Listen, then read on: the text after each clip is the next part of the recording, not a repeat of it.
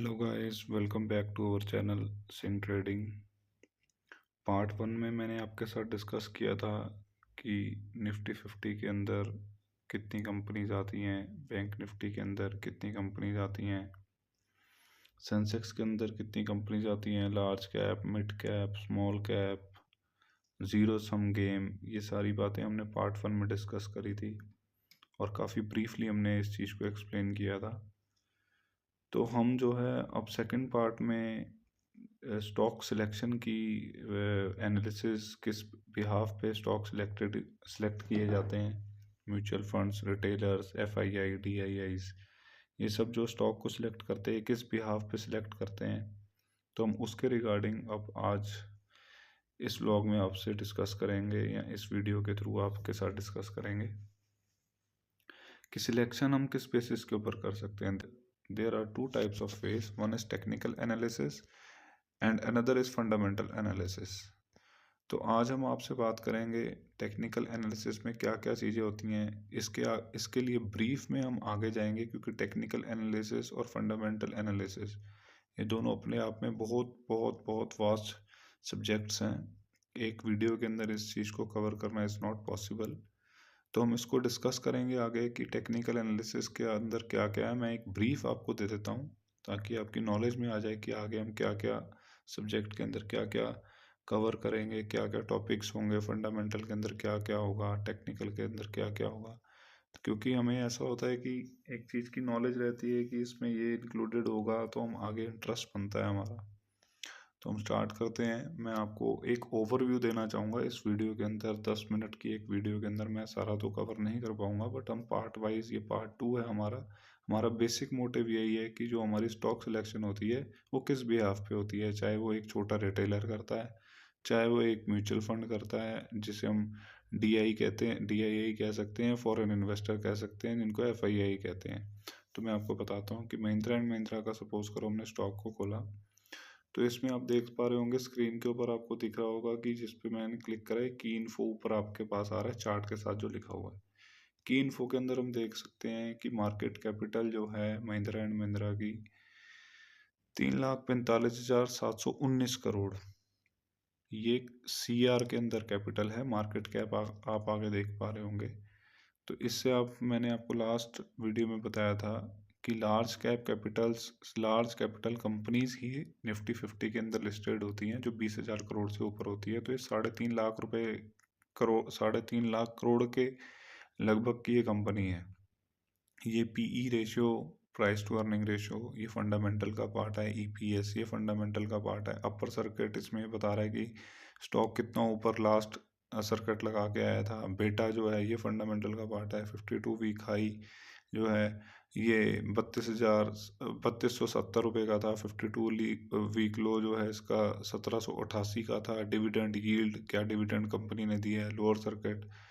तो ये सब चीज़ें जो है ये हम डिस्कस करेंगे कि क्या क्या फंडामेंटल है। अब मैं आपको दिखाता हूँ कि इसमें ये जो कैंडल्स का पार्ट है ये टेक्निकल का पार्ट है। ये जो ग्राफ हम देख रहे हैं इसको हम टेक्निकल के अंदर इंक्लूड करेंगे। आगे आपको मैं दिखाता हूँ इसके अंदर इंडिकेटर्स, ये standard period points, SMA, EMA, RSI, volume, MACD, super trend, ये सब चीज़ों के बिहाफ पे कोई आरएसआई को यूज़ करके उसमें मास्टरी करके ट्रेड कर रहा है, कोई सुपर ट्रेंड को यूज़ करके उसके अंदर मास्टरी कर रहा है। ये सुपर ट्रेंड है, इसकी सेटिंग होती है। ये डिपेंड करता है, हर ट्रेडर अपने हिसाब से इसकी सेटिंग करता है। ये आरएसआई है, ये आरएसआई मैं आपको दिखा देता हूँ। ये आरएसआई, ये सब टेक्निकल के पार्ट्स हैं। ये सब जो है ट्रेडिंग के अंदर टेक्निकल के पार्ट है। तो ये हो गया टेक्निकल में क्या क्या इंक्लूडेड है। ये बहुत वास्ट एक सब्जेक्ट है अपने आप में ही। तो सारा तो मैं 10 मिनट की वीडियो में कवर नहीं कर सकता, बट एक ब्रीफ आपको मैंने दे दिया, क्योंकि पार्ट 2 में हमें ये मालूम होना चाहिए कि हमने आगे क्या क्या सब्जेक्ट्स कवर करने हैं, हमारी नॉलेज में क्या क्या चीज़ों ने आगे आना है, किस बिहाफ पे हमने आगे ट्रेड्स लेने हैं। तो ये एक ओवरव्यू टेक्निकल का था। आगे फंडामेंटल का मैं आपको ओवरव्यू देता हूँ। तो फंडामेंटल में मैंने आपको बोला कि फंडामेंटल के ओवरव्यूज़ में अब हम देखो इसको, इसके फंडामेंटली इसको चेक करते हैं। ये एप्लीकेशन है ट्रेंड लाइन।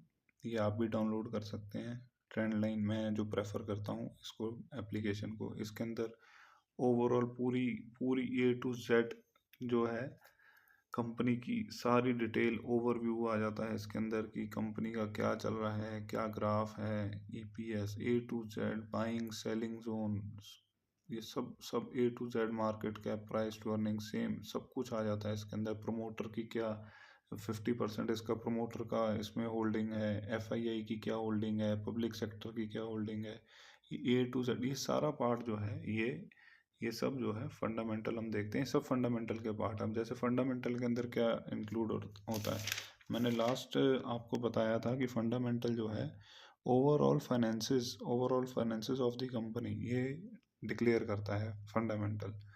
तो फाइनेंसेस के अंदर टोटल क्वार्टर रेवेन्यू हो गया, ऑपरेटिंग एक्सपेंसेस क्वार्टर हो गया, ऑपरेटिंग प्रॉफिट क्वार्टर का हो गया, डेप्रिसिएशन क्वार्टर हो गया, EBITDA हो गया क्वार्टर CR के अंदर, नेट प्रॉफिट हो गया, EPS हो गया क्वार्टर का, ये सब इंक्लूडेड हो गया।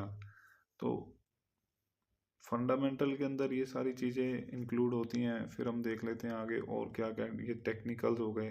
टेक्निकल्स मैंने आपको पीछे बताई, ये देखो इसके अंदर भी RSI, MFI, MACD सिग्नल, तो ये सब शेयर होल्डिंग्स, ये सब पार्ट हैं। ये जो हमने अभी डिस्कस करा, प्रमोटर होल्डिंग, ये सारी ये जितना भी FII की क्या होल्डिंग्स है, या न्यूज़ हो गया, न्यूज़ पे आप भी कई लोग ट्रेडिंग करते हैं कि कोई स्टॉक का अच्छा न्यूज़ आ गया है तो वो उसको बाय कर लेते हैं, कुछ टाइम के लिए वो अच्छा जाता है।